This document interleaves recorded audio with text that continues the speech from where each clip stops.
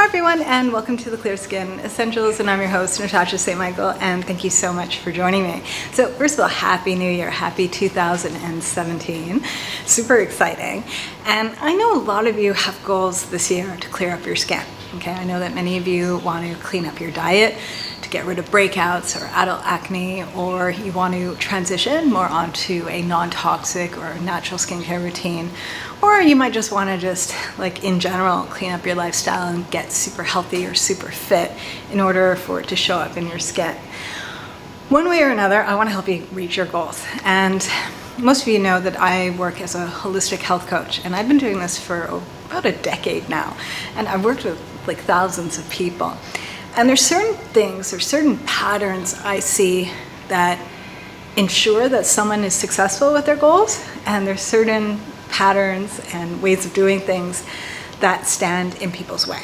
And it's amazing to see it from the outside, because it's like I just see it over and over again, like the same mistakes people make. And I want to talk about that today because I want you to reach your goals, and I want to make it as easy on you as possible.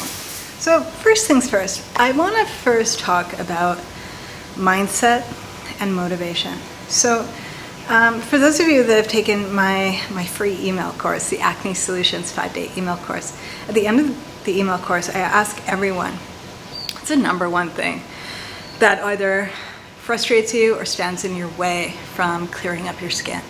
And I would say the number one answer I get is just lack of motivation to either change your diet or change your skincare routine, or to just stick with making improvements.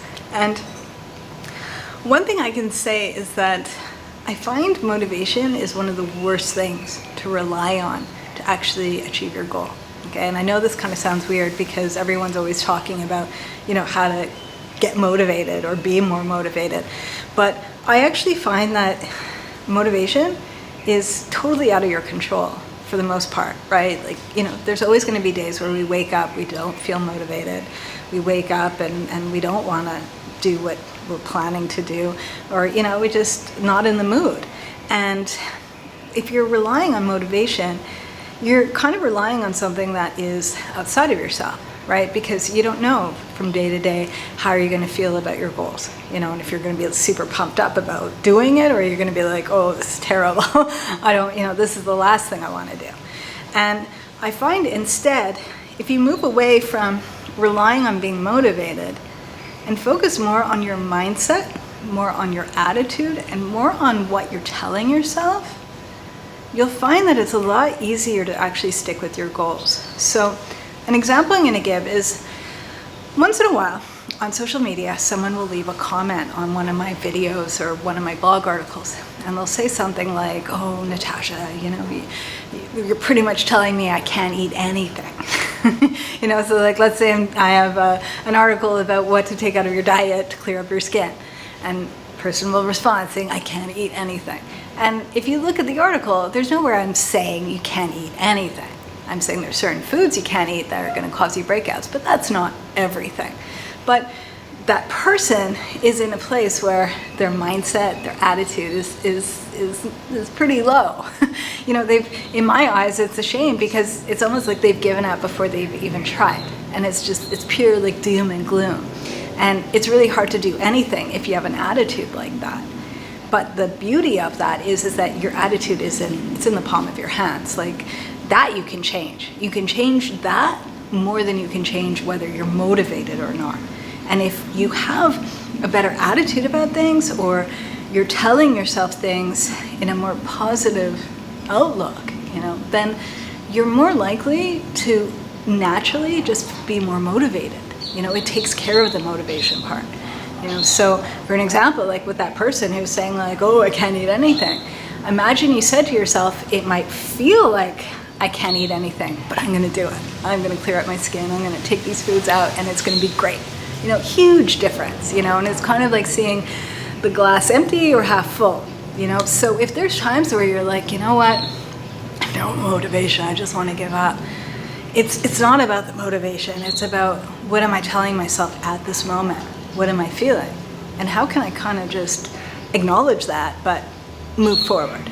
So if you don't feel like going to the gym in the morning, what can you tell yourself? How can you shift your mindset or your attitude about it that you can continue to press through even if you don't want to do it? Because we've all been in situations in our life, like all the time, where we are not motivated to do something, but we do it anyways. We push through that wall, that barrier, that heaviness, and we continue to do it. And then we feel really good about ourselves that despite not being motivated, we still did it and we accomplished it.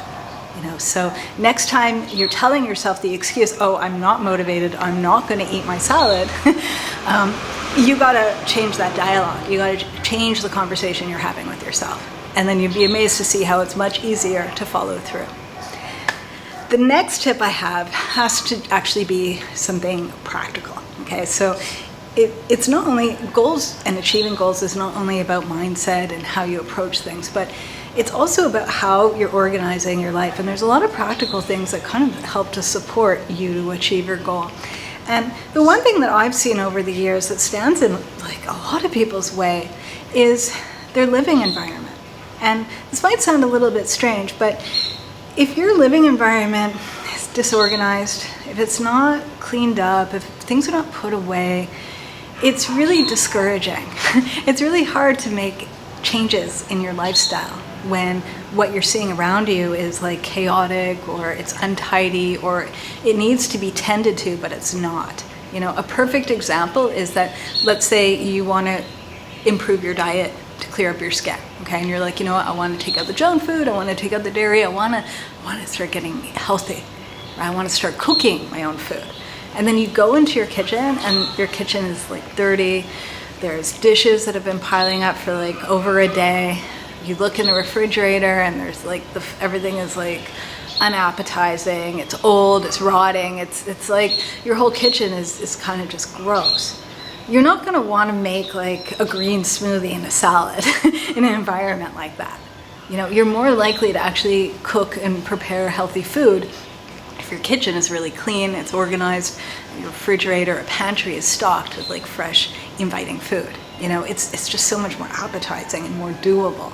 And so that's something to think about, that if you're trying to improve your diet, or you're trying to improve perhaps your skincare routine, look at your living environment and ask yourself, is it conducive with my goals? Is it supporting my goals? Or do I need to spend like a day or a weekend cleaning things up, getting things organized so that everywhere I go, it's inviting me to take care of myself?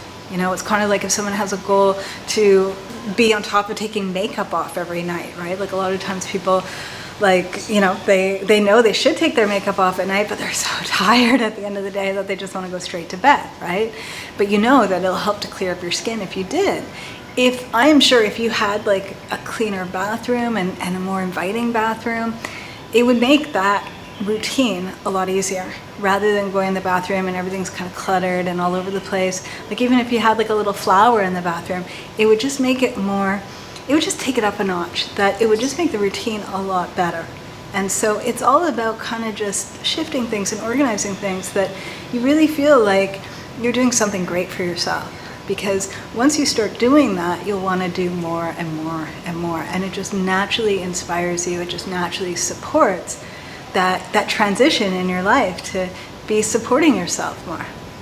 And then lastly, I also recommend is breaking down your goals a little bit more. So one thing with when I'm working with my coaching clients, a lot of times, I'll ask what's your goals, right? and a lot of times they're really vague. It's kind of like, I want to get healthy this year, or I want to stop eating the junk food, or I want to just cut that sugar out, or I just want to get on top of it. I want to clear out my skin. And it's too vague. It's like you have to really break down your goals into smaller goals in order to actually gain progress, gain some momentum, and actually reach it. Because too often when I see people have too big goals that are all encompassing and huge, is that they're really excited about it for a week and then they forget about it. But let's say they were like, I really just want to get rid of the dairy out of my diet so I can start clearing up my skin. And then they just focus on that. They're more likely to stick with that goal, as opposed to being like, I want to get rid of all the foods that are giving me breakouts, because it's just too vague.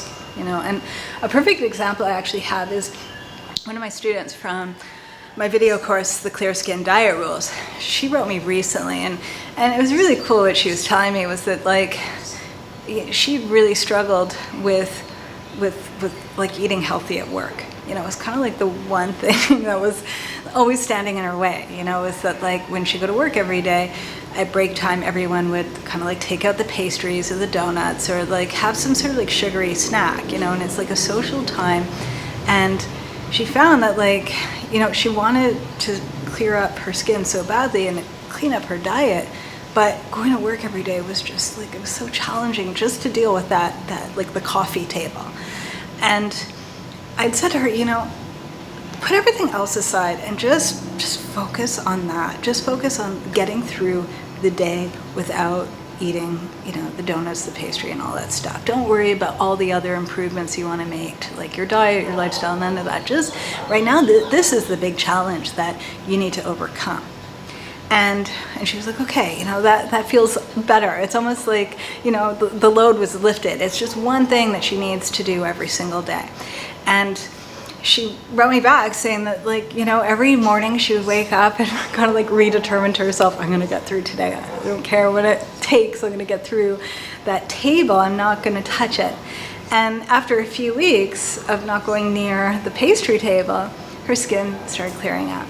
And she was so excited. She was like, you know, this is the first time I'm looking in the mirror and I'm like excited to see myself because my skin looks great and I'm overcoming, you know, not eating the donuts and all of that. And she said, you know, at first it was torturously hard. It was so hard. But then over time, as she started seeing more and more results, it became easy, you know, and because she just focused on that one goal for a period of time, it integrated into her lifestyle. You know, that it was not about juggling 50 goals at once and hoping something's going to work. It was just that she just clearly wanted to be able to say no to the pastry table and eventually not even have to think about it. You know, and the cool thing is that once she got over that hump, not only did her skin start looking much better, but it inspired her to do more. You know, next thing you know, she wants to go to the gym. Next thing you know, she wants to eat more vegetables. Next thing you know, she's cooking more at home, all of that. But the progression was a lot more natural because she just kind of focused on one thing at a time, and she had a very, very specific thing that she wanted to conquer. And I just find when you have certain things you want to do and you plan it out and you're really you're very mindful of it, is that when you achieve it and when you start seeing results, it's so empowering. It gives you the energy just to do more, and you just naturally do more. And it's no longer like this ball and chain of like torture and change, but it just becomes like, what else can I do? I want to do more. I'm excited, you know, and I'm getting results. And yeah, and so that's what I want to leave you guys with, is just 3 things that you can do today to get onto your goals and just shift things a bit to really support yourself to get to the finish line. Right? So yeah, so that's what I'm going to leave you guys with today. If anyone does want coaching, I do offer coaching. I'll leave the link to that below today's video. And for those of you that haven't yet taken my free course, my free Acne Solutions 5-day email course, this is a must. It's a great, great, great course for those of you that want to improve your diet and your skincare routine, to get rid of breakouts, to get rid of acne, to just have better skin. Okay, it's a fabulous course. So I'm going to leave that below too. It's totally free. All right, so I'm wishing everyone a super fabulous day, and I'm excited to be with you for 2017. Bye.